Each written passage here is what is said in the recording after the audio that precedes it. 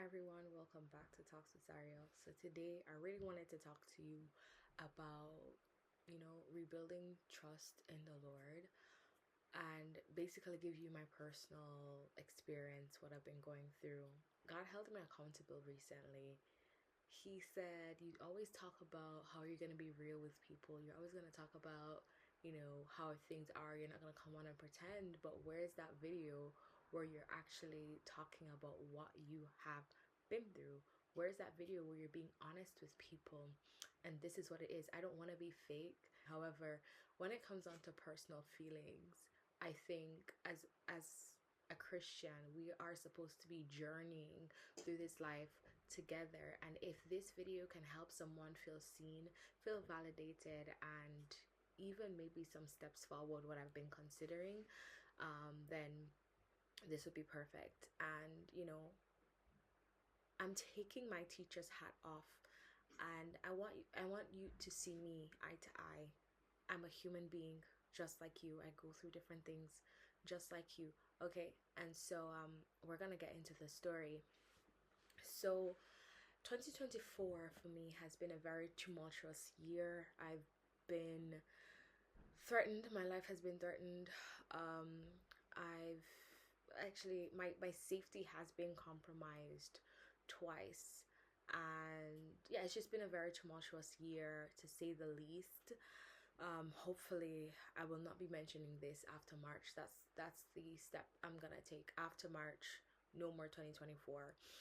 And so December I started the healing process, but January is where it officially began, when I finally started to feel the feelings instead of harboring them up because of anxiety that somebody's gonna fling open my room door and threaten me in the space where I'm supposed to feel at peace. And so um after all of that anxiety started to subside, and all of that, all of these different emotions rose to the top, and the first one that I was feeling was betrayal. I was like, God, now that I'm at a sense of normalcy, or somewhat of a sense of normalcy, how could you allow that to happen to me? This is a conversation I've been having with God for possibly 3 to 4 weeks now. I was like, God, how could you allow this to happen to me?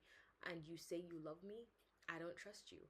Because in my mind, how I was thinking about it was, you bring me through these tumultuous seasons where I felt like my peace, the enemy was after my peace, the enemy was after my joy, the enemy was just after killing purpose inside of me. I can't even go into detail about every single thing that I would have gone through, at least not at this point in time.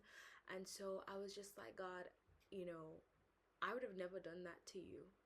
If I was God and you were my child, like, I would have never allowed you to go through that. I get because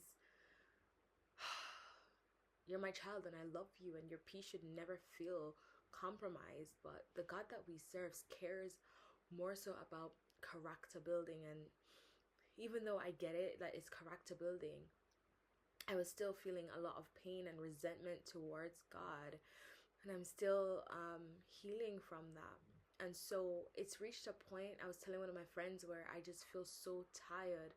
I was scared of betrayal. I was scared that people will then turn on me again, and that my life would once again be compromised again. Like, the trauma that I experienced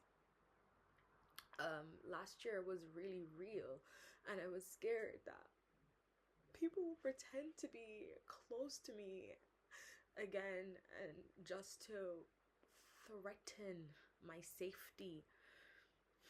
And so I was telling God,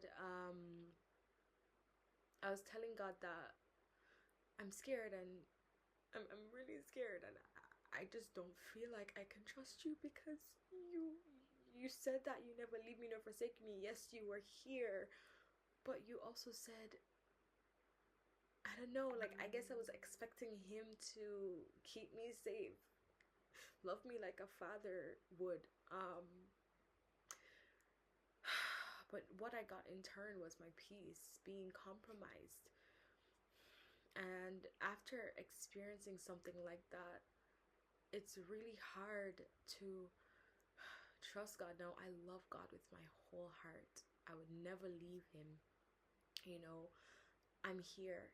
Me and God are locked in like this. But when you go through stuff like that, like, it's really difficult to actually trust him. So when he would even start blessing me beyond measure, this started in December, I was like, my excitement left. I was like, yeah, but this is the bare minimum. Is this actually the bare minimum? Like, I am no longer excited. Oh, thank you for what you're doing, but this is the bare minimum. I can't live off this, I'm sorry.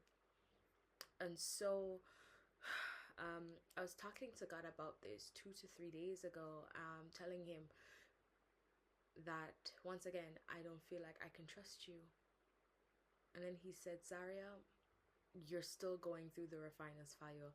And for some strange reason, that allowed me to feel some kind of peace, because it's like God is allowing these different things to happen to me or happen for me, so that these feelings can be brought to the top. And because I started feeling like I was living in anger, like I'm just very angry.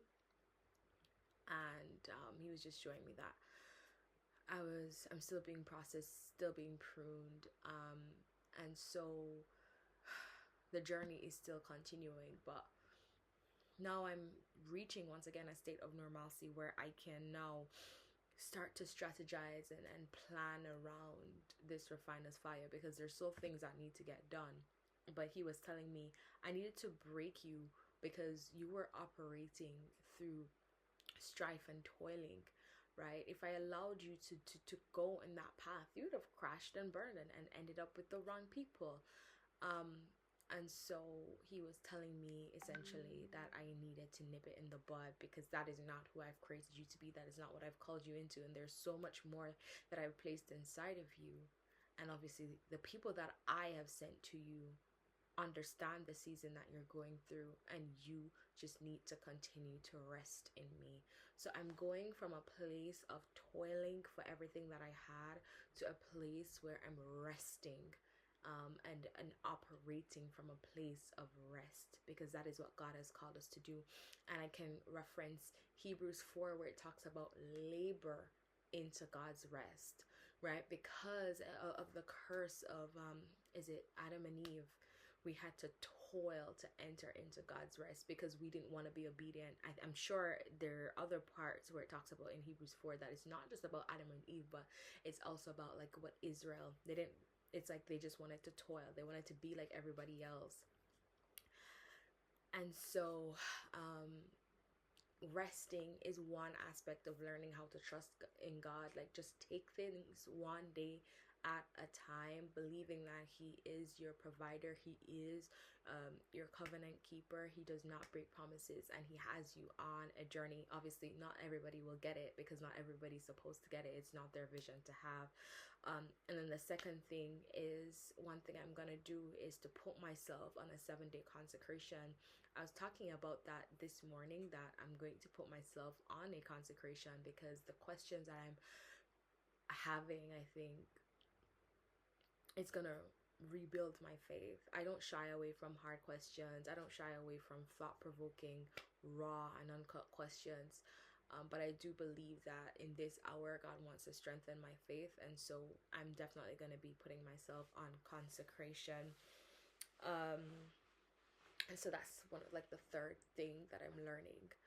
But I want to leave you with this. If you feel like your trust in God was broken because of the different things that you'd have experienced in your life, that's okay. You're not going through this alone, but allow him to explain to you what is going on. Ask him, what's the purpose of this trial? What's the purpose of this season? Can you let me know? Like, I need encouragement. I need to continue. Like, I need something, Lord. Can you please let me know? Because I feel like I'm at my wit's end. Let him know. Let him know. Because the breaking and the crushing is a part of the journey. God never promised that this life was going to be easy, but he did promise to refine us and make him more like him. I won't even get into just everything that God is telling me about for 2025, but I can tell you that there is movement, and we're gonna keep going. If I need to take a break, I'm gonna take a break, but I'm coming back, and we're gonna be consistent to the level where I can be consistent. And we're gonna do this together, crush our goals together, and let everybody know that God reigns on high and He is victorious, and we're gonna be that salt on the earth. Okay, we're gonna be that stitch on a hill that cannot be hidden. So thank you so much for listening. I know this was very heavy, but the ones that get it, and the ones who need to see this will see it. And I pray that it encourages you. We're on this walk together, 7-day consecration. I'm sharing it because you can join me if you really need to. And yeah, let's smash unbelief and renew our trust and hope and faith in Him. And I pray that this tiredness will eventually go and that we'll be rejuvenated eventually. Okay, kisses and bye. Shalom.